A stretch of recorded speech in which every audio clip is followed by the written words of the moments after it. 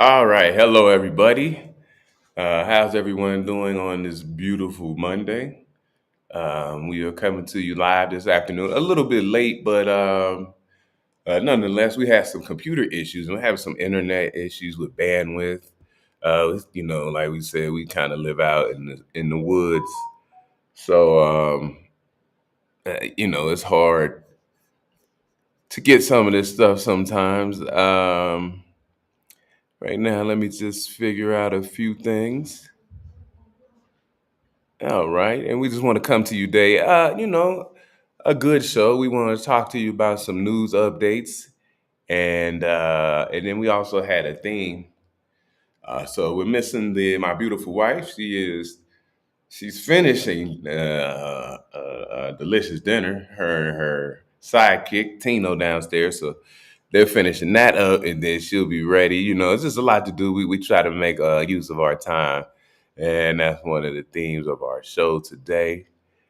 Um, Wait for a few people to get in the room, uh, if we can, and then we'll go ahead and get into it. I got a few articles we're going to share the screen with so that you all can see.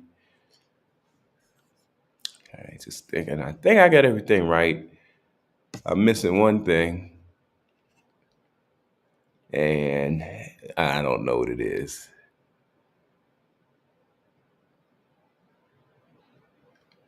Looking right here, I'm missing one thing. Sometimes she does all this, and I'm missing that just a little bit. Sorry, guys. Sorry, guys.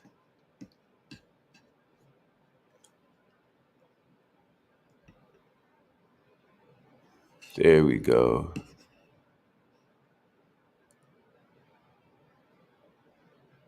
Oh, I see what I did wrong. Okay, there we go.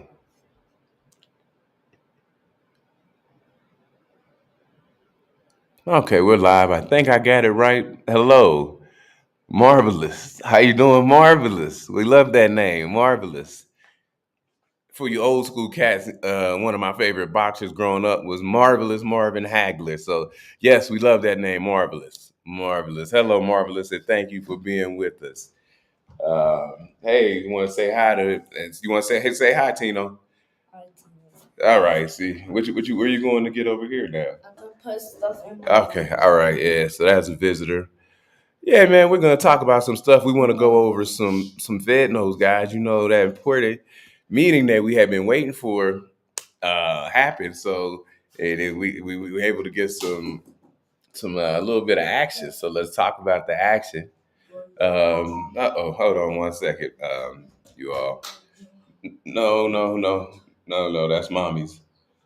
Yeah, let me see that, buddy. Yeah, that's mommy's. Yeah, that's mommy's. You can't play with that. Okay. No, not you can't play with that. You have to ask her. Boom, BK Crypto in the room. How's everything out there in Brooklyn? Guess what's stepped in the room? Tikal. Yeah, how's it out there in Brooklyn, man? Who, BK Crypto? Um, yeah, he's a young guy, man. He's a handful. He's drawing something. I don't know. He's making something. Oh, thank you, sir. I've been following the regimen that my wife has put me on. She's got me juicing. She wants me because I lost a lot of weight. She wants me to gain some weight back. I'm not. I don't know. I'm cool, man. I'm at 20 whatever 23% of my BMI. So I'm trying to stay right there in that zone. But I am eating a little more for her. Mostly, the hospital told me fresh greens and stuff like that. So we've been eating a lot of salads, greens, mixed vegetables, things like that. I since the chicken got me sick, man, I can't do chicken anymore. I can't, man. It almost killed me. So I just been eating fish, and yeah, she got me juicing. She got me drinking healthy juices that she puts together, like the mixture that she uses, if I remember correctly, is green apples, 7 green apples, a thing I don't know what you call it, a thing of cucumber, um, a peeled cucumber. I said a thing of cucumber, a thing of celery, a peeled cucumber, and she puts a little bit of mango in there and some white grapes for flavoring. So that's the drink that I use. It's a green drink. She tried putting spinach in it, but it was a little bit bitter. Spinach and cayenne pepper, man. You gotta be careful with that cayenne pepper, boy. It'll about blow me away. Here she goes. She's ready. I'm not ready. Give me 20 seconds. She's close to ready. So yeah, I've been drinking that good juice and a lot of water. I also have to be careful on my water intake as for fluid restrictions. So, it's been a journey, but I'm following the doctor's orders. Yeah, following the doctor's orders, not being what did she call me, a difficult patient? She called me only a difficult patient with me. She called me a difficult patient when I was in the hospital because they were trying to do things to me that I wasn't crazy about. But and then tell them you made me do it. Nah, man, I ain't make you do no. Yeah, they was trying to do things, man. I wasn't feeling them. And to be honest, people, I didn't really talk about this, but I wasn't crazy about getting another person's blood. Like the whole thought of it kind of creeps me out. I've never gotten blood before. I've given blood many times, but I've never gotten any blood, and I never thought that I would ever have to receive any blood. So I wasn't crazy about getting another person's blood, but you gotta get over your fears sometime. And this is true. So we are here. We're ready. Mm-hmm. She is here. So, got some good news, right? Simon Family Investment Ventures. We here. We made it. Started at the bottom. Now we're here. We do have a sponsor. Sponsors? I ain't getting no yes, money. we do. I didn't get any money. Today's show is brought to you by Negro Cafe. Every day for you to get that nigga wake up call. All right, now there we go. Yeah. It's cafe soluble, 100% pure. Yeah. All you do is we went to the supermarket this morning, and I was like, I couldn't help but see it. I went to get some coffee creamer, and I was like, does that say Negro Coffee? It's like, yeah, cafe, for that nigga wake up call. We be getting it every single day. So I don't know. It's crazy. We're gonna start the show off with those Negro wake up calls. Yeah, and look, right? I told you it's Negro Cafe. Why the coffee got headphones on, y'all? Hey man, they got to market to the.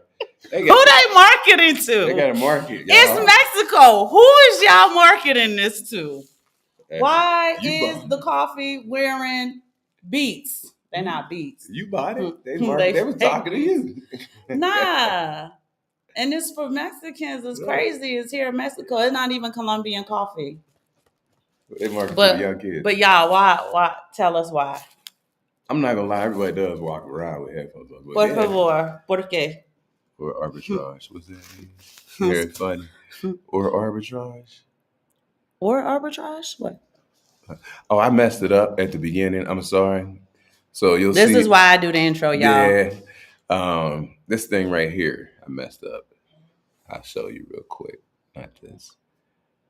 But yeah, we're about to mess something else up. I messed this up. So I just had us streaming on our YouTube page, and I had to go back and turn it on this page like this. I'd like edit channels.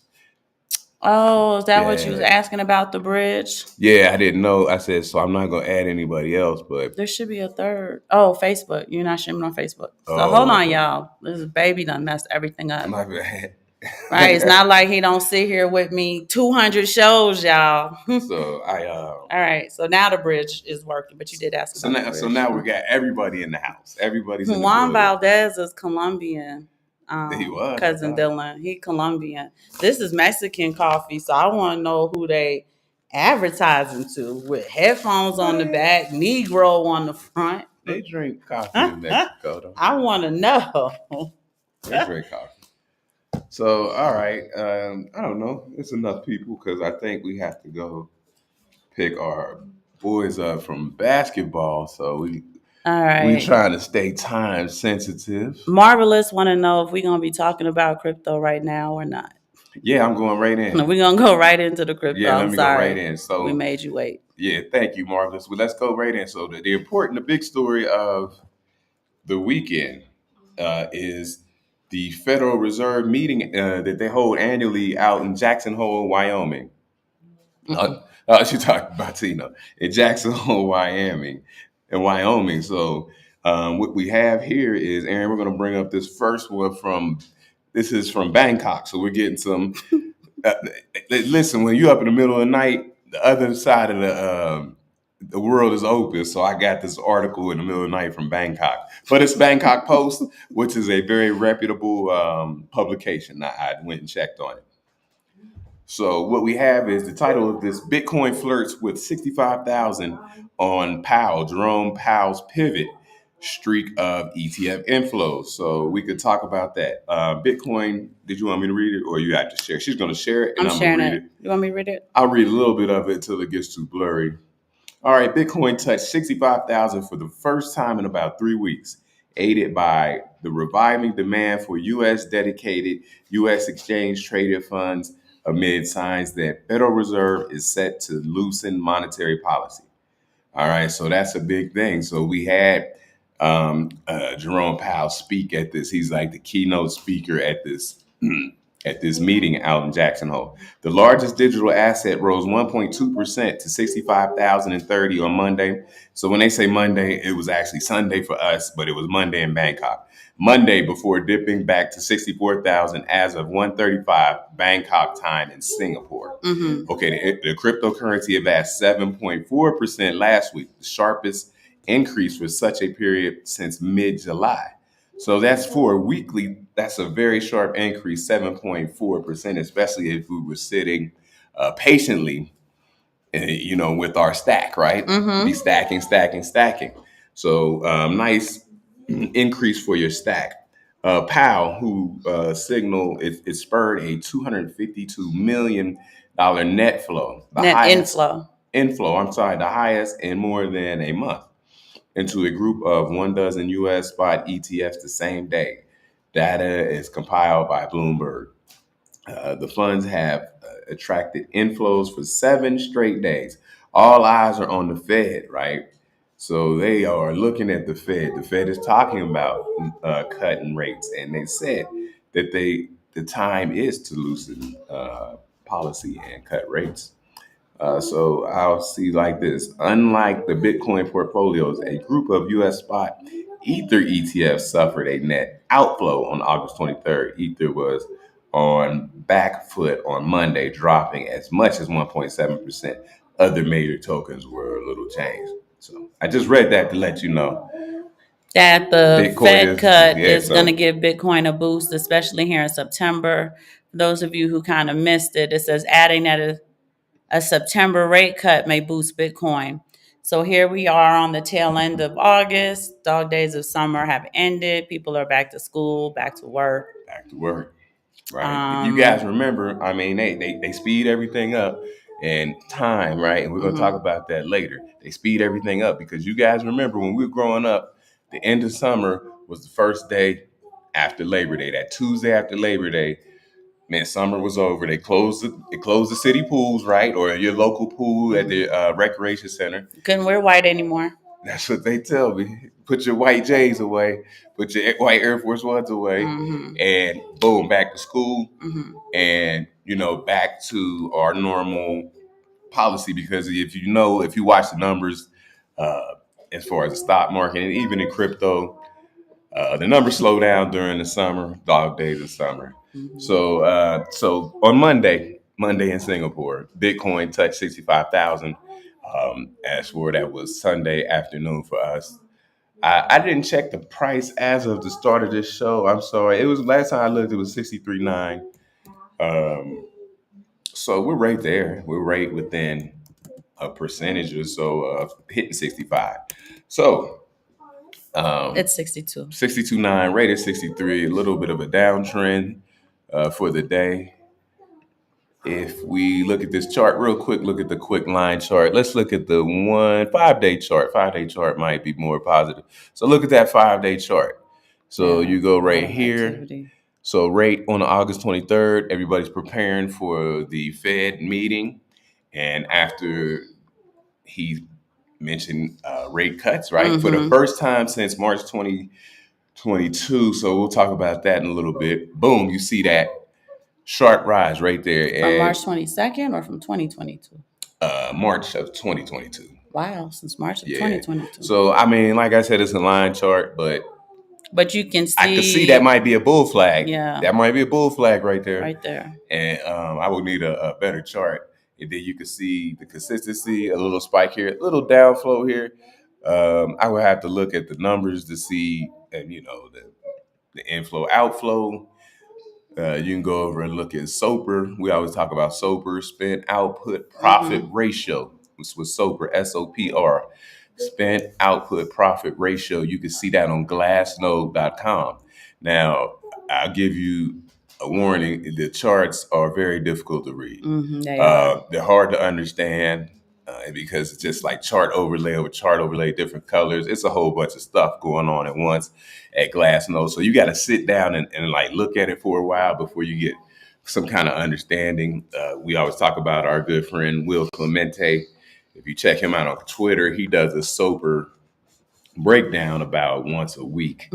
He's really great at it. He's a young college kid out of North Carolina, I believe.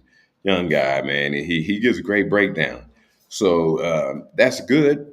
That's good. And we see, so there's a popular Bitcoin analyst on social media, Twitter, TikTok, and whatnot. And he spoke of some of his Bitcoin predictions. And he was looking at some macro predictions and some of the chart indicators. So for him, 62,000 was a key level of resistance. So Bitcoin has broken that 62,000. And so we want to see if 62,000 can hold as support. So it'll be interesting. You see that little drop right there. And that's why sometimes I get up in the middle of the night. I used to stay up all night when I was a little bit younger. But I get up in the middle of the night and I'll check the price, what's going on over in Tokyo, Singapore, where else? China, just to see what kind of action they have at night. Because you ever go to sleep and the price is way different in the morning, that's because they got action. They got they can move the market. They can definitely move the market.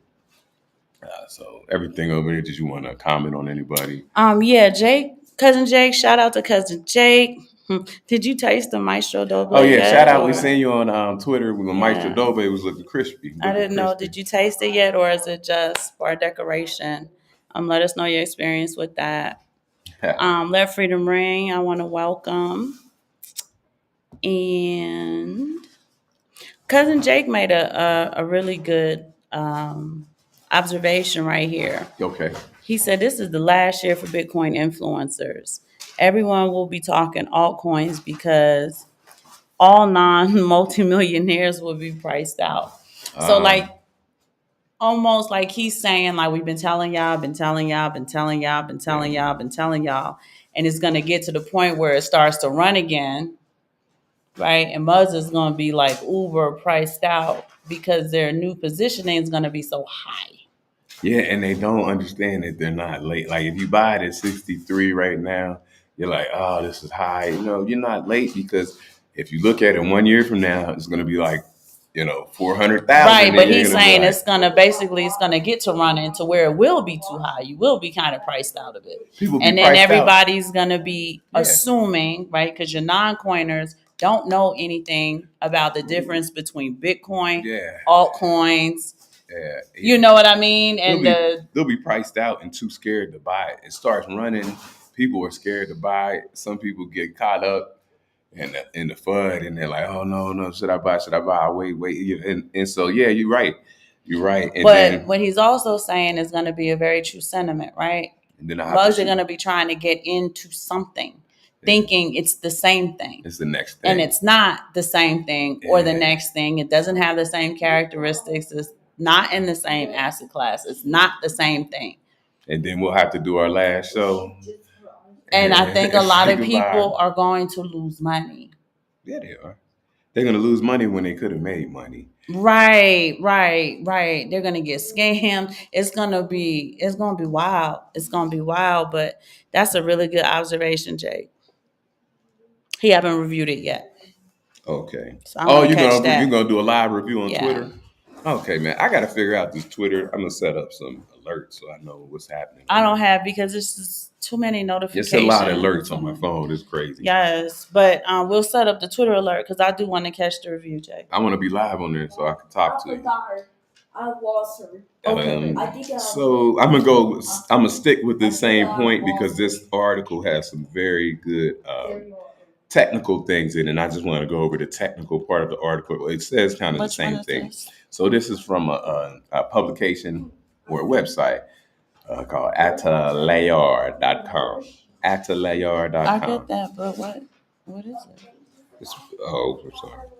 It's a little bit of the same, but it's got a little bit more intricate things about it. Which one is this? Atalar.com. It was, I think, the last one we pulled up, yeah. But you're not going in the order you gave it to me. Nah, I'm trying to go as far as it then because we'll move to that. All right. Well, wait, because It's what? It's not right now. Federal Reserve. Okay. It was out of order from the way you had it. Okay, here we go. So one more. We're going to just hammer this point home. So Federal Reserve Chairman Jerome Powell announces that the time has come to lower interest rates. So this is what I was talking about. So this is the annual meeting of central bankers in Jackson Hole, Wyoming, USA. It sets the guidelines for global monetary policy. So just that lets you know how important this meeting was and how everybody was sitting on it. I didn't overlay that chart, but if you took some more important charts, if you took like the precious metal charts, if you took some of the higher tech charts like NVIDIA, because their outlook kind of sets the tone for tech. You can see that sharp raise right there as Chairman Powell gave his speech. So let's go into his speech and see what he had to say. So for yet another year, the governors of the world's leading central banks have gathered in the paradisical town of Jackson Hole in the state of Wyoming at the foot of Grand Teton National Park. It's a very beautiful place, by the way. This meeting, which has been organized annually by the Kansas City Federal Reserve Bank since 1982, brings together, in addition to the representatives of central banks led by the chairman of the U.S. Federal Reserve, economists, experts, and specialized press. So his speech. So what did Jerome Powell say in his speech that is so important? So as of every year, the highlight is undoubtedly the speech by the chairman of the U.S. Federal Reserve, Jerome Powell, who is taking part in this forum for the 7th straight time. So for all my old school people, you guys remember before him, it was Janet Yellen. It was brutal then, it's brutal now. His speech was most eagerly awaited as he expected to confirm the change of upward trend of central bank's monetary policy from 2022. And Powell did not disappoint analysts. In his speech, he noted that the economy continues to grow at a solid pace, but data on inflation and labor markets show an evolving situation. So the upside risks of inflation have diminished and downside risks to employment have increased. So one thing that they always say is inflation can be good for the economy. And I guess it can be, but not the way that it has been used against the public, as we see some of the inflation and some of the problems we're having around the U.S. is sharp rises in prices, right? A diagnosis that has led to expected announcement. The time has come, and I quote from Jerome Powell, the time has come to tight monetary policy. The direction is clear, and the timing and pace of rate cuts will depend on new data, the evolution of the outlook of the balance of risk. So now, what they're doing here, and they do it every year. And so people understand this. You see what he did is he said the time has come for rate cuts. That's what he said at a very important meeting with the world's central bankers there. But what he didn't say is how much would the rate cut be? Because that's what we really need to know. So what he does is he builds in, for people who are traders and investors, he builds in the factor of rate cuts, but he leaves out there in question what the rate cut will actually be so that he can announce that at a later speech, I believe, maybe after the election. In order to prop up the economy for the election. There we go. You see how this goes. And even in years there isn't an election, they still do that, right? They give you the speech. We're all sitting on our hands, seeing what it is, and it says rate cuts will go up or down. Even when they raised rates back in 2022, I remember watching that. He said the time was to raise rates to do the exact opposite, increase the economy, and he said that employment was in a good place. And when everybody's like, but everybody's unemployed. Right. So we were like that, but he never said how much they were going to raise the rates. And he waited to another speech 3 months down the line to say the actual, when he could have just said it right there. Right then, right then and right there. You think he don't know how much he's going to raise rates as he gave this speech? Yeah. He's the chairman of the Federal Reserve. Yeah. He knows, but what happens is people don't get tricked because this will bake in the price for rate raises. So when you try to make some kind of trade or investment based on what the rate cut will be, it's already been baked in, and you might not see the price movement that you thought you would. And this is the games they play, man. And this is how they try to get people, small investors and stuff, man. It's a game. Did you have anything to say or want to say? I'm going to read a little bit more. It's getting technical. You tell me when it gets boring and we'll move on to what it is that you want. Did you want to read it? Or you want me to keep reading? Okay, so the decision to begin cut rates is motivated by recent deterioration in U.S. Economic data, in particular the pickup in inflation and worsening labor market. So these are the two things that they bring to you. In Powell's words, we will do all we can to support a strong labor market as we continue to make progress towards price stability.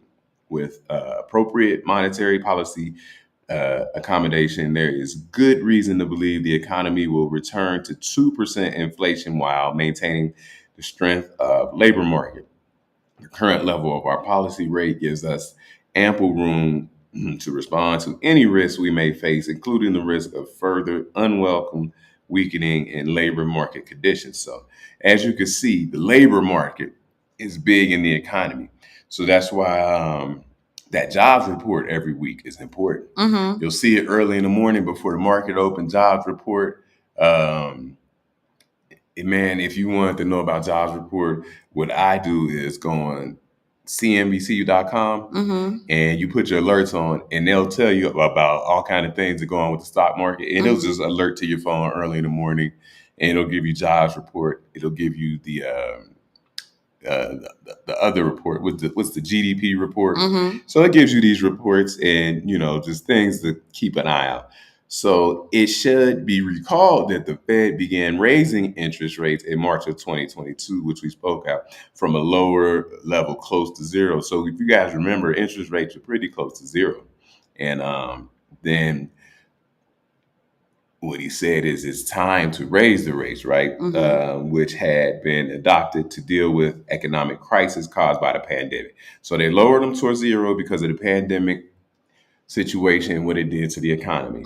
Once they felt like the economy had bounced back enough, they decided, okay, it's okay to raise rates. Okay. At present, the Federal Reserve rates are between 5.25 and 5.5. Level that has been maintained for that time period since March of 2020. Just so you know who was there, attendees, I would say, of this place: Jeffrey Schmidt, President and CEO of the Federal Reserve Bank of Kansas City. The European Central Bank was represented by Philip Lane.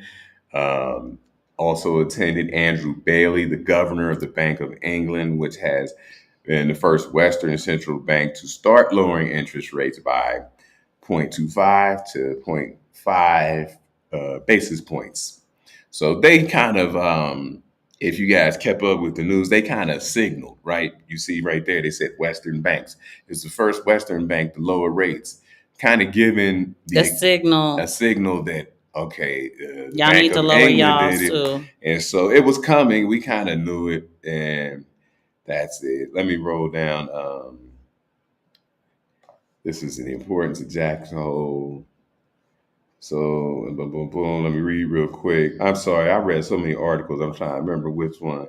Okay, yeah. So that was mostly what we needed to know from that article, but it's a very important meeting, and you've seen the sharp spike up. So now we're just wait. Now September, we're pushing into the fourth quarter, guys. So and we'll see what happens. Is it anything you want to say? Cousin Jake want to know what your plans are for the 200th episode. I've been thinking about it. I didn't know, man. I didn't know for the 200th episode. We're getting close. I thought, man, I got a couple episodes left before I have to nail something down. I have an idea that I thought you guys would enjoy. I just need to kind of map out the logistics of it Oh, okay. to see if it's something that we. Yeah, and for that cousin Jake, man. They adjusted the jobs by almost 1 million. See, you can tell that they wanted to print. I had that in one of the articles about the Mhm. numbers of the jobs. And see, right there, Mhm. just adjusting the jobs by 1 million now. It's time. To print money? It's time, yes, indeed. It's always time to print money. And cousin Jake, man, when is it not time to print I money? had, we talk about goals and stuff. If you remember our 100th show, it was right around, right before January 1st. Okay. So in the goals, we had put, okay, we want to get to 200 shows by the end of the year. Mm-hmm. So we're tracking, and we're going to hit that goal. One of the things that you could just tick off in your goal book, like, yeah, we'll get there way before the end of the year, way before the end of the year. And also just to put something out there, cousin Jake, and everybody who's listening, after we hit the 200 show, Aaron and I were looking to do a little thing, retool the show a little bit, give you a little flair, a little upgrade. And we're going to try to take some new stuff into 2025. So we got some new things coming. We got some upgraded technologies we're trying to pop off. And we're going to do some different things, than just sitting here and talking. It's good to sit here and talk some days, but some days we're going to do some different things. And, and try some different experiences and see how people like it. So that's what we're trying to do for 2025. Be ready. Look out for that. It'll be a little different. It should be fun. And we'll try new shows. Yeah, we're gonna try some new shows. So anything in you say in the comments? Nope, just that. Okay, I'm gonna go over one more thing, and then we're gonna get to Aaron's theme of the show. Bitcoin price is dip is gone by September, ? 5 things to know in Bitcoin this week. So this is going to be on Cointelegraph.com. One of our favorite publications. We use Cointelegraph a lot. It's very reliable. And the article is really good. Bitcoin faces a crunch candle. So we're going to talk about some other things as far as technical analysis real quick. Bitcoin faces a crunch candle close this week as Bitcoin rebound battles sellers to cancel its early August collapse. So what is important about this article? The importance of this article is that a monthly close of Bitcoin. So that's always important, a monthly close. And we want to look at the candle on the monthly chart, okay, when we're looking at this. And so it's like he said, it's a crunch because it wants to look the close, I believe, over 65. But let's read. Bitcoin heads into August monthly close with a welcome recovery as Bitcoin price action targets 65,000. So that's what they would like to close over. The largest cryptocurrency has delivered a remarkable show of strength over the past week, and traders hope the good times will continue. Okay, so we've been sideways weekend aside. Bitcoin price is 63,000 right now, and cementing its gains and its now up an impressive 40% from this month's lows of 45,500. So you guys remember earlier this month we touched down to 45. Everybody was panicking. The people with lettuce hands were selling, right? We said on the show, you got to go back and check the tapes. We said, this is, if you got some dry powder, some money on the side, this is a good buying opportunity. But we gave you we're not financial advisors, but we said, hey, a beautiful looking buying opportunity while everybody was screaming doom and gloom, saying Bitcoin could go to 24,000, Bitcoin back to 16 and all the retest of 16, a lot of stuff people were saying.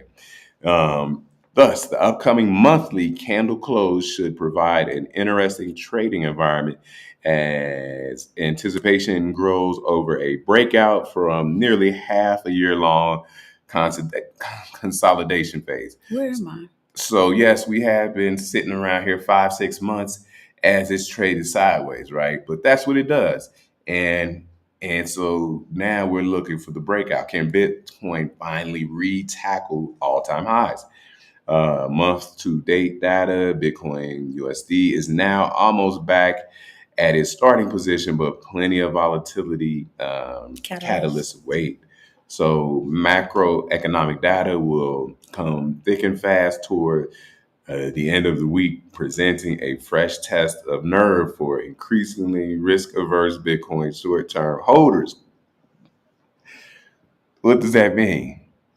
That means people who are trading Bitcoin, holding real quick, going to be a little nervous this week because you're looking one more time, another Friday, your second Friday in a row, I should say, you're looking for some information that gives volatility to the market. A lot of short-term traders like to trade on that volatility, but when you guess wrong or you're positioned wrong and it doesn't go the way you thought, you see a lot of people lose money unnecessarily when sometimes the long-term outlook smooths out volatility. And if it doesn't go the way you want and you still have a long-term outlook, you just sit in your position and you're not forced to liquidate your position, especially people trading with leverage.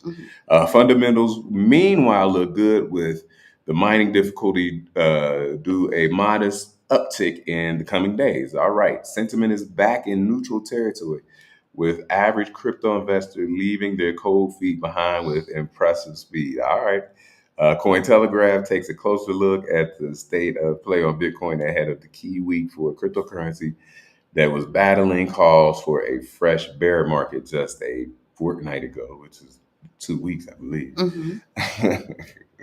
See, it's trying to be cute there. So Bitcoin monthly close is in the spotlight. Bitcoin is firmly bouncing back after harrowing start to August, but traders' attention is now on the monthly close. Such events, we got a chart right there.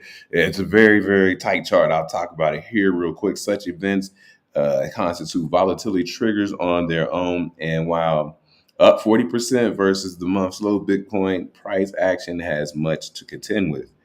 And then there's some traders that are preferred people they speak to on Cointelegraph. I can't co-sign them. I've never checked them all the way out, so I'll just pass by some of their analysis. You can read on it if you want to see what they have to say. But if you are one of these people who does technical analysis and you look over here, you can look at the order book, liquidity, and insights nonetheless show formidable resistance lingering overhead, which spot BTC price separates from all-time highs by a wall of ask. So if you want to look at, you can kind of see the orders that are put in front of you and the liquidity that it has, right? And if you want to see where you want to put your order in, or like they say, there's a wall of ask up. So now you know that there's tough resistance right there just by looking at the liquidity of the order book. So what else do we have? As further post knowledge, so Bitcoin has been close to 6 months of consolidation. Yes. Oh, let me look at that chart real quick. I said I would. My bad. So what do we got? What kind of chart is this? Oh my goodness. What time frame is this? Dang, this thing is small. Pause. Oh, okay. Thank you. All right. I just want to see the time. I don't know how to get rid of this. I don't know what time frame we're using. Guess we're using. This is like a daily chart. Okay. All right. So you see the daily chart. 1 hour chart. I'm sorry. Dang, I can't read in front of my face. So what you see is right at noon, right after midnight. headed into the 24th, you see that candle right there. Right. Boom, that's the candle we love to see. Boom, and then it walked up. Y'all, it won't let me like. Oh, what's up? There we go. But it won't let me touch it. Oh, okay. And so you see that candle, boom, boom, boom. Definitely a pennant right there. Some people call it a bull flag pennant, and then you see it kept working off the pennant. Some people were. Hopefully, worried. y'all can see my cursor. Some of these people are worried about some other patterns, but look at that. So let me see one more time on that. I just want to see where the monthly close and how close it is. So it's a 1 hour chart. 1 hour chart. So we can't get all the way out to 30 to the last day of August, but what you see is I'm just looking at it on 1 hour chart. All right, so nothing much to see at the tail end of the chart, but this is what you like to see. This was ugly. It's like we don't like to see that candle, but it gives buying opportunity when you see a candle like that. If you could grab it, nobody can time the market, but if you're ready, you just grab it right here. You see it walked right back up. So some of our more advanced traders can catch stuff like that. I don't recommend people trying to catch stuff like that. I recommend dollar cost averaging and low tide preference. Mm-hmm. What do you recommend, ma'am?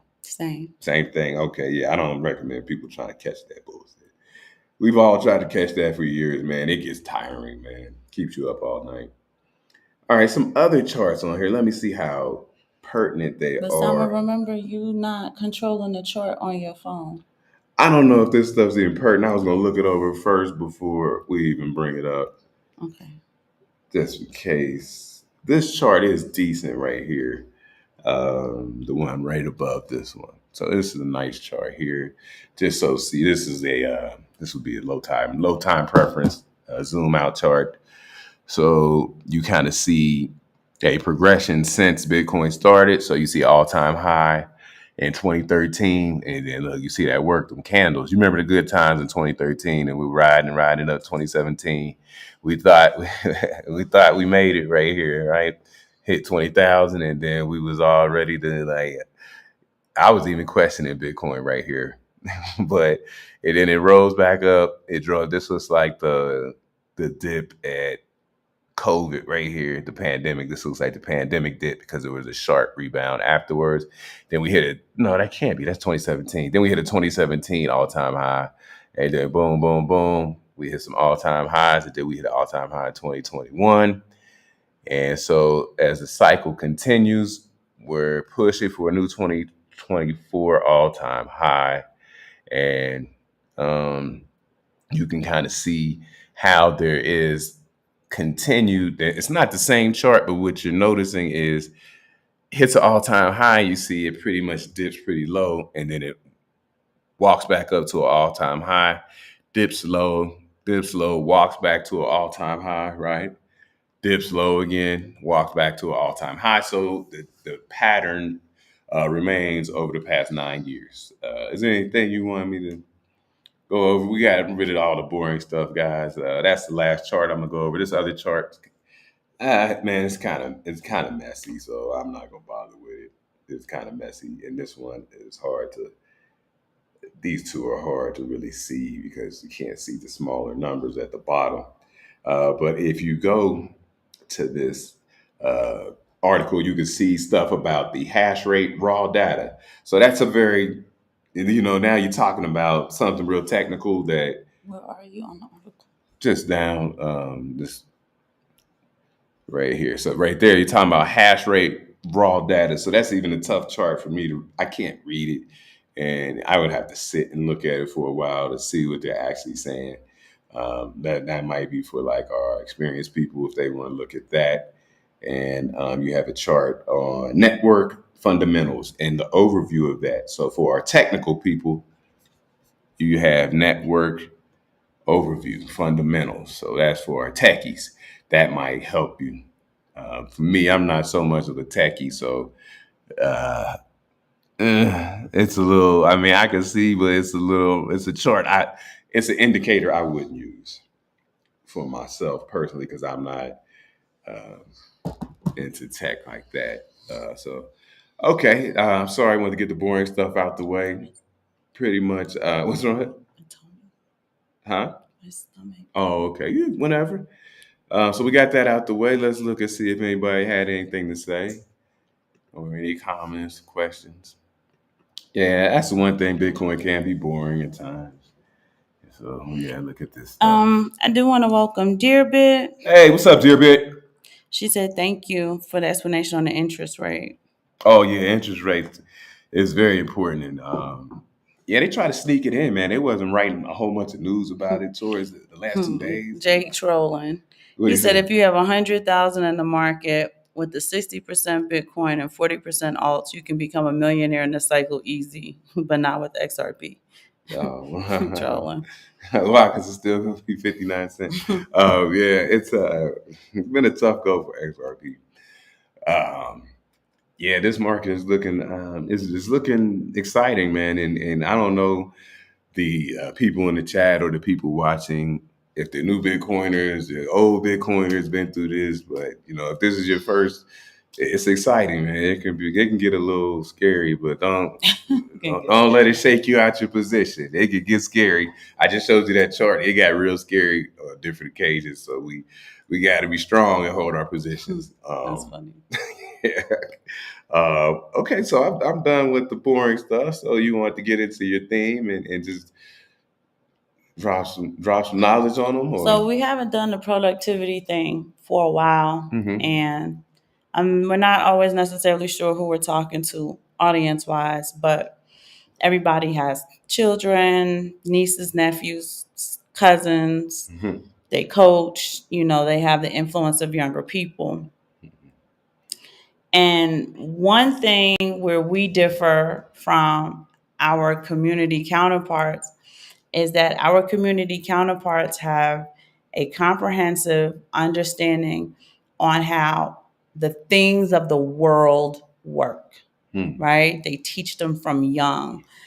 People like legacy people like Donald Trump, who's generation after generation after generation of wealth, families like that teach their children from young, right? They're almost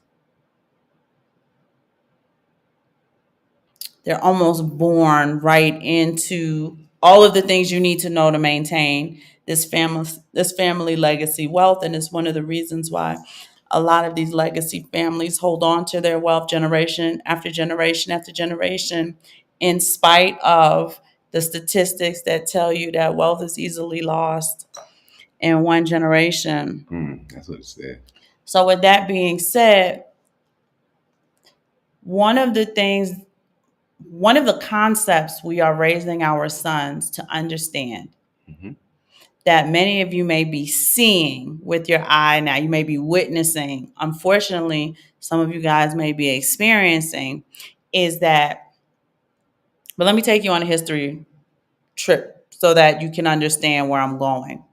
So when the dollar was on the golden standard, right? When 100% of the dollars accounted to 100% of the gold, what gold's job was to account for every single dollar in supply, right? That was what you would call a monetary check and balance, and it was there for a reason. Again, I always tell you guys the story. During the era of Reconstruction, when the slaves were emancipated, all of the skilled workers were slaves. So when they were emancipated, even though they were hired at probably meager wages in order to do the work they were doing for free at one point, That's a kick. they were still able to turn a profit by saving. Right? That back then it was like, we need to save for a cart. If I'm a mason, I need to save for a cart. I need to save for this. I need to save for that. And it was very profitable for them to save because at that time, again, gold's job was to account for every single dollar in supply. That was when the standard was at 100%. It's also the reason why you had your Black Wall Streets and stuff like that through the time, why Blacks were able to have the wealth they had because the monetary policy was very different and there was a lot more accounting and check and balance. Now, again, we're moving along the time. They decided to take gold. Say it right with me. They decided to take a percentage of gold, right, to leave a percentage of it on the standard, right, and take a percentage of it off. And so, what else did they do? They what? Took people's gold. They made them turn it in. Turn it in, and so that was so they can have more gold, and the public didn't have gold. Yeah, so let's start there, right? So they took the gold off the standard, which is now, in a sense, manipulating the books, right? Because if you're doing the math and the percentage, and your average person couldn't do the math like that, well, how much money do we have in supply and what's being accounted for?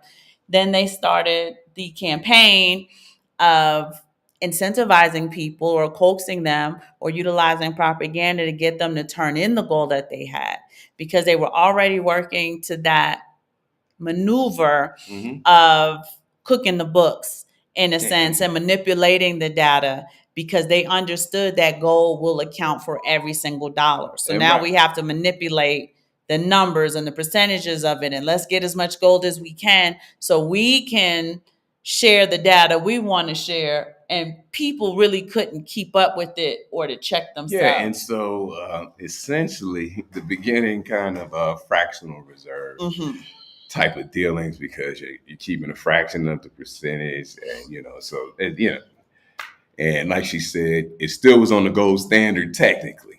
Partially. So you can still say that. So then we fast forward again, and I think this is the end of 100% gold standard. You could take your greenback, if what they call it, and turn it in for gold at the bank, like 1 for 1. Once it got on that partial after the Federal Reserve Act, you could no longer do that. And so then your dollar was worth whatever percentage of gold it was. I can't remember the percentage, but it's low in 2025. But you couldn't turn your dollar in for a 25-cent worth of gold. And so understanding that they didn't want the gold accounting for the dollars, it was a way to get more dollars in supply. Okay. Fast forward, 100%. Now the dollar's just a dollar. And then even worse, we have other currencies tethered to the dollar, which isn't tethered to anything at all, right? Which is the world that you understand and the world that you know. They separated the masses from access to gold, which is your rightful, I don't want to say inheritance, but which is your rightful access as far as citizens. Go ahead. Who, Lyndon B. Johnson? No, who said that gold is your rightful access? You tell me. I said that. Who said that? Who said that? It's in that book right there. Oh, God. I thought you thought I was quoting somebody. No, yeah, I was like, no, I just said that. It's your rightful access, right? But he's right? So in a sense, that was God's standard, right? When you read the Bible, he talks about talents and shekels and gold and this and that. And if God is utilizing this measure of monetary policy, why are we using paper? Anyway. Cats is trading salt. I bring all of that up because, like I said, legacies, families, and you often hear time is money. Time is money. Time is money. But when you get down to communities like ours who weren't properly raised, we weren't properly trained, we weren't properly educated, knowledge was kept from us as a tool of oppression, we often lose certain concepts.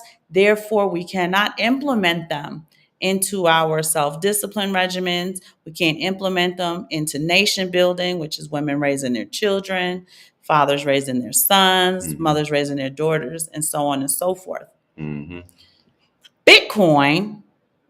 2.0, right? It's gold 2.0. What they say is, don't tell Andy Shackman that, so heavily criticized by the people with money because they understand at a certain point, Bitcoin is going to account and tell on a lot of the quintillionaires. It's already telling on people. We already understand that the monetary supply, I don't even know if the data for M1, M2 supply is accurate. right? Just like they would manipulate the millions of jobs and this and that and the third, there's no telling what other data they're manipulating. They're constantly printing. They do understand that this money must be accounted for, but they understand it's in such large numbers that the money will be accounted for future generations.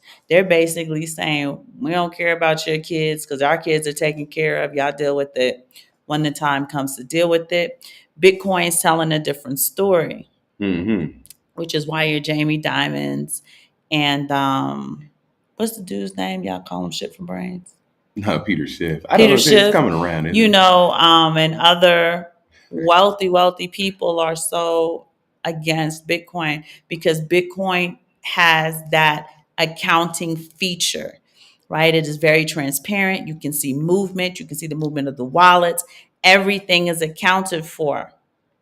Now, here's the concept that is very important. Again, I am likely not talking to our audience, but it is something you can take back to your children, your nieces, your nephews, whoever you have that you have an influence over.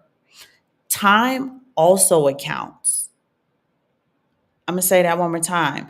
Time also accounts. Every moment that you are not productive, every moment that you are idle, every moment you spend scrolling, every moment you spend doing something that does not provide a productivity to your life, that may provide a destruction to your life. Like if you have some destructive vices or something like that, that time is accounted for. It is accounted for, yes. Every moment you are productive, every moment you spend time taking care of some aspect of your life portfolio, that time is also accounted for. And what happens is you begin to see the results of that accounting between 30 and 40 years old. You begin to see it. At 30 and 40 years old, when you start to reflect on your life or even kind of reflect on the life of somebody else that you know, and you kind of see, like I say, the proof's in the pudding, the decisions, every decision that they made, you're now able to see the results of that accounting. And by 40 to 50, that time is accounted for in such a solid manner that it's fully materialized.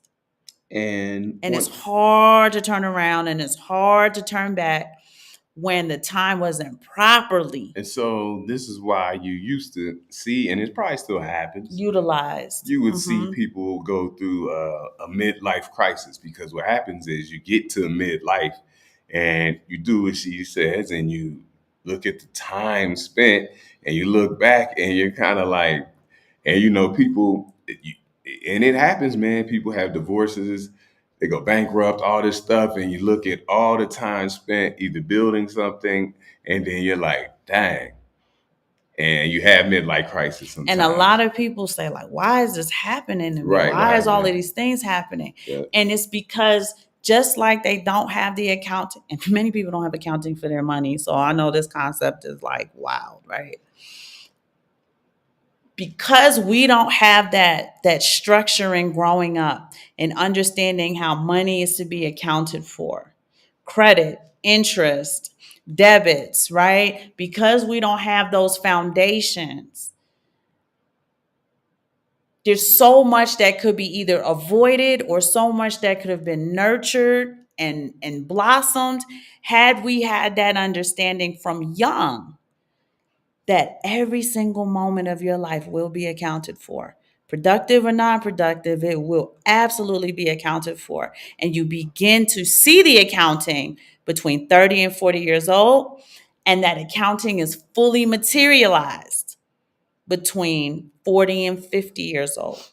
And so a lot of our audience is between those ages. The younger you are, the better statistics work in your favor to kind of turn that huge ship around.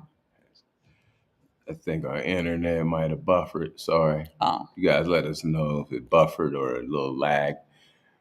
Is that reconnected? it said hold on. So I guess it didn't all the way disconnect. Okay.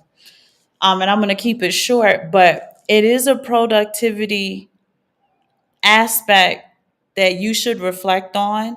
And if you have younger people in your custody, whether they're your children, whether your nieces, your nephews, your godchildren, children at school, if you're a teacher, if you're a coach, that is definitely a concept you want to sit down and talk to them about. Yeah. Every decision you make, every moment of your life will be accounted for. So it's why we talk about mastery, because mastery requires so many hours of discipline and commitment, right? That don't matter what you picked, in order to master, it's going to be accounted for, and it can only result in some type of significant beneficial outcome. And remember, the number tossed around for mastery is 10,000 hours. But that is just the threshold of mastery. There we go. I'm glad right? you said that. Now, does that mean if you spend 10,000 hours doing Kung Fu, you would be able to be Bruce Lee in a fight? No. That is just the threshold of mastery. It is kind of like you graduated from grad school, right? You graduated from grad school as an attorney. Are you Johnny Cochran? No, you're not. All you did was graduate. Yeah, so now you, at that point, as she's saying, you got to now you got to master master your craft, as they say. You got to actually master it. You just like graduated into having the breadth and depth of this thing, but now you have to spend time within that craft in order to truly, and become that master. In order to there's a word that I want to use and it escapes me. And so, and another thing I'll say to people as well, mastery. A lot of people get caught up in mastery and getting certificates and certifications from the state, credentials. You don't always need to be credentialized by the powers that be to have mastery in something, right? So and don't let that wear you down. And a lot of people who do have the credentials have no idea what they're doing. Yeah, that's an odd thing. You like, oh, that's weird. But and how does this? I'll try to tie it back to Bitcoin. One of the things we've talked about for many, many shows in regards to time is that Bitcoin was a way that you could lock away your energy, your economic energy, and labor that you've traded for your time across space and time, right? Mm-hmm. And so, what does that mean? That just means you can unlock it at a later date. And as you see, Bitcoin is consistently that, right? If you locked it in at 6,000 and you unlocked it at 60, right? You got 10x on your economic energy. And had you just kept that in the US dollar, what would you have got on your economic energy? Right. But the dollar losing value. So she's right. Time. I'm talking about economics. She's talking about life portfolio. Time reflects in everything you do, whether and very simple, you see somebody go to the gym for 6 months and you see it. You see like, oh man, you lost weight, you look good, you got some little, some toning up and everything. And if you see somebody let go of themselves for 6 months, boy, that's a hard train to kind of pull back. Things happen to people. They fall into depression. 6 months goes by and it's... so time, man, just time is everything. Even the time that you pour, for example, building a family, the time that you may pour into your children. Over time, you're like, wow, this is... Every idle moment of neglect and then every moment of productivity. I'm not talking about, the moms who smother their kids or the moms who, I'm not talking about that, right? But every moment you spend in conscientious parenting also will reflect and result, right? You'll see that materialize. Yeah, I see a perfect example for my wife is because she has the number. I don't have the number off the top of my head. There's a crazy amount of time that they project you will spend scrolling in your lifetime. 20 years? On average, the average person will spend 20 years scrolling. And so whether it's, it don't matter what your platform is, but just going like this. Just going like this. Whether you reading something productive, constructive, or you just entertaining yourself. And the psychologists Well, here's a funny thing, right? I read that 2 of them shot themselves in the back, but There we go. they're trying to get the awareness out, right? Because we also understand the other Right. agendas and getting people to scroll. They want you to take your time back. They want you to have a bit more control and discipline in your choices. They're psychologists. They want to kind of reset your mindset versus that herd mentality in the way society wants you to kind of think. Everybody's on social media, and if you're not on social media, you're going to be missing what's going on. How would you know what's going on? Yeah. Don't you want to stay in touch with friends and family you haven't seen for years? All of that propaganda. But I also brought it up for another very important reason, right? We just read that the Fed, Jerome Powell says it's time to do what with the monetary policy? Like tighten down, right? Yeah. And reduce rates. In any part of his speech, y'all look his speech up. I want y'all to tell me where he said in tightening our monetary policy, we need to show some type of fiscal discipline and start accounting for all of the dollars we keep printing and spending. And a lot of the dollars that we print and spend, trillions and trillions of dollars, the government would like you to think that there is a full accounting of every dollar out of the trillion of dollars that they print every quarter. So every 90 days, is that a quarter? It's less than a quarter. Yeah. And a quarter is 120 days. Yeah. So with that being said, right, how It much is. of it is really being accounted for? How much of 1 trillion, because I know it's more than a trillion that they print every 90 days. If we had $1 trillion, and that's one with the T, how much money can get given away or allocated that nobody documented? Yeah. And unfortunately, that money goes into people's pockets a lot of times. Right? Undocumented. We don't know where it went. I've seen Congress, talking to people, asking people, where did this go? Where did that go? Where did that? And they're like, we have to get back to you. We have to get back. We don't know where the money went. But my point being is that just like every dollar, and we're answering for the dollars that are unaccounted for. Unfortunately, we did not get to spend those dollars irresponsibly, right? Because that would be a lecture in itself. We didn't. They did. A little helicopter money. Right? They spent a little helicopter money, but there was a lot of money given to other countries who do not pay into the tax system, but we keep sending them billions and hundreds of billions of dollars at that. Multiple countries that we keep sending hundreds of billions of dollars. We are the ones who are having to. What are you doing, babe? Oh, nothing. Just double checking everything. I'm sorry. You go ahead. You're just messing with stuff, though. I know. I'm just double checking everything, making sure you're okay. So you could have just kept going. I mean, I know, but why did you put it on the screen? Because sometimes that pops up. Sometimes it pops up and makes. Oh. I didn't know. We lost connection. I just want to make sure everything's all right. Okay. See, there we go. See what I did? But see what I did? See what I did? See, I but did I wanted something. to mention it because we are accounting for all of that money that they're constantly spending.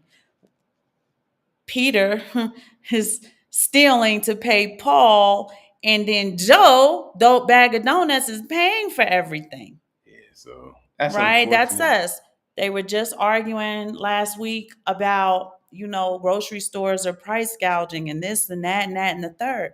And Lynn Alden had to come out and say, hey, it's not the grocery store price gouging. It is all of the fiat currency that is being, cascading, waterfalling into the monetary supply because we just keep printing and spending and printing and spending, printing and spending. And nowhere in these tightening of monetary policies do you hear them saying, we need to have more fiscal discipline.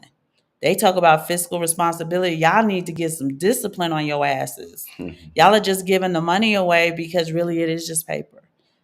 And the more you give it away, the more you are putting it on the people. It's an election year, right? How many of you voting for whoever you're voting for has asked that candidate, did you deserve my vote? Because you are going to do something about this effed up monetary supply that's causing us to have mortgage note size grocery bills. I remember when a car note was $300. I'm not that old. Car notes are now 3 times that for a decent car. When I was in high school, man, you go up to the car lot. You can get a car. They would give you a car note for $99. This is the '90s. I'm showing my age.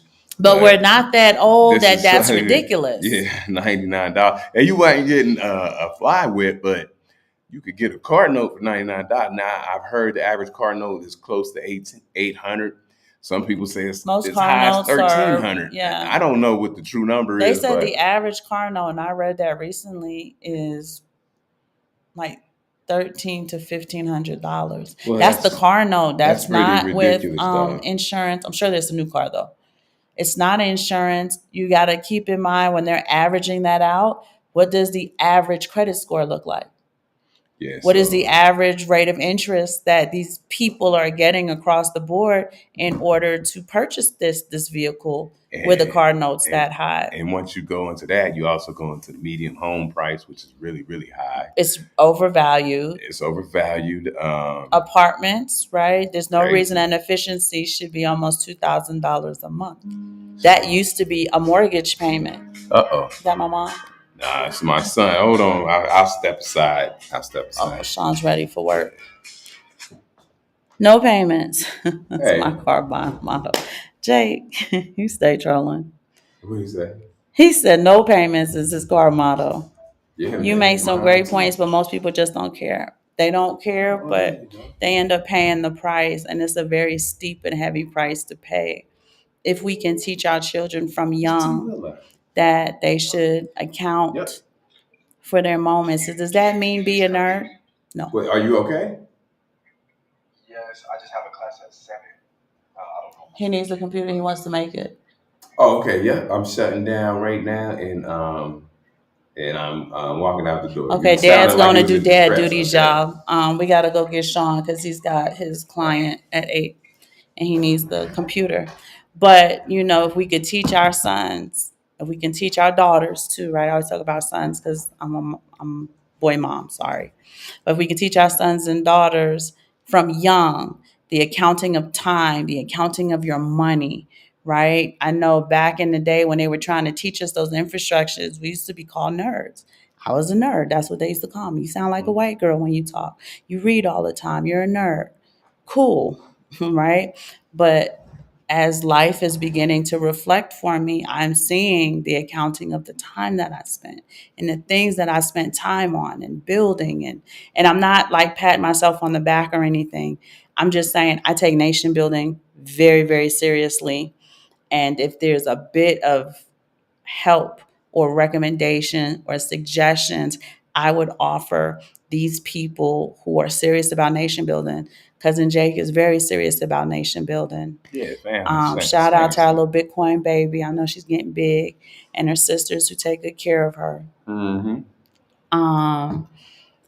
These are things we need to instill in our children, and it's also one of the reasons why our counterparty community tends to get a little bit ahead of us. Now, granted, they've had a huge head start, but in that head start, they have been taught those things. They've been instructed those things to the point where their children are born into that collective consciousness because that is the normal behavior in that community.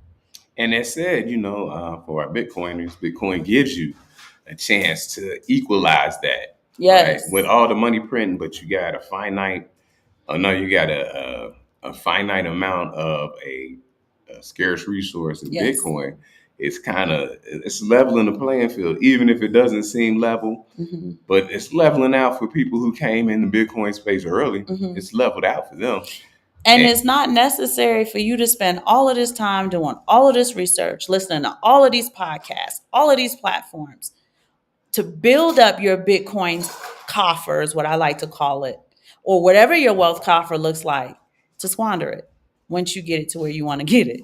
It doesn't make any sense. And believe it or not, far too often, that's exactly what happens. And if you did that and squandered it, then you just wasted all the time. That's exactly what happens. And that time is accounted for and it's gone. It's lost.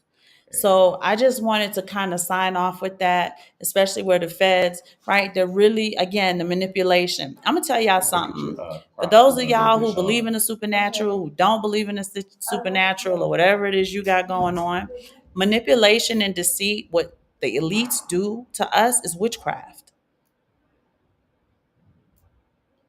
If you are manipulating someone's point of view in order to bend them to your will, that is the definition of witchcraft. You are using some way, shape, or power to deceive them and manipulate them to bend them to your will. Even if bending them to your will is just to get them to see things the way you want them to see it. That's witchcraft. And they are performing these spells and these crafts on us every moment of the day. Every moment of the day.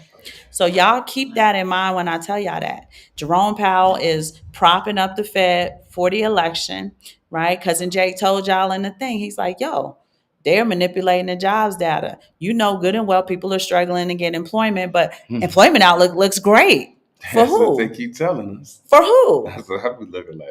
Right? Because when I go on to Google and I look at this month's layoffs, where the people who got laid off, that should mean that they should get a job relatively quickly. Yeah. Right? So, we are hiring at our job. We're talking to candidates who are telling you they haven't worked in over a year. Tech.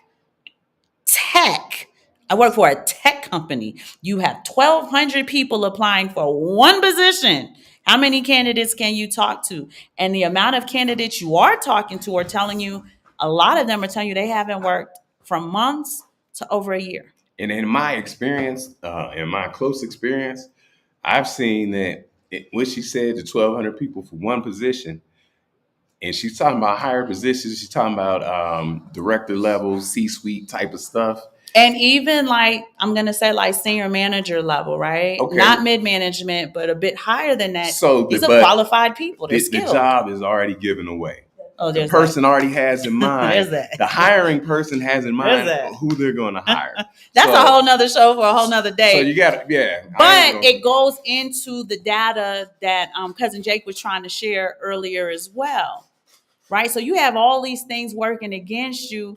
And this is why when you look at your life portfolio, you have to add these little tidbits to it. Yeah, yes, just like gold accounted for every dollar, my decisions are going to account for every moment of my time. Yeah, so we got to get out of here. I'm sorry, we got to cut this short, you guys, but it was good information. We got some good game out there. I hope you guys appreciate it. I want to get out of here with two last things about time, so that we can go ahead. Like your son's waiting for you time because he got to get on his billable time. I know. I mean, he's putting me close.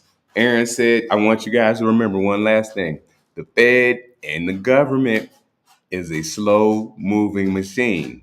So you got time to be agile and move around and position yourself. Which is good. 2, I want you guys, as a bit of homework, if you don't already do this, I want you to go to usdebtclock.org. I'm going to put it. One of our favorite websites. It'll make your head spin. And you can go ahead and go over all. And so what it really gives you is dollar, and it gives you dollar value. And what we're looking at here is, I just want you to see what our precious metals, people we didn't get to you. Silver, gold, dollar to silver ratio, $456 per ounce per the US debt clock. So gold should be $456 per ounce.